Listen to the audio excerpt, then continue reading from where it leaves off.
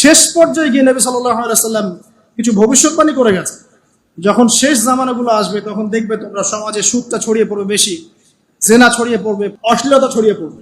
তিনি আরো বলেছেন সময়গুলো সংক্ষিপ্ত হয়ে আসবে, মানুষের হঠাৎ মৃত্যুর পরিমাণ বেড়ে যাবে, অনেক কিছু বলে গেছেন। দিন চলে যাবে মনে হবে একটা ঘন্টার মতো চলে গেল, বছর চলে যাবে একটা মাসের মতো, মাস যাবে একটা সপ্তাহের মতো।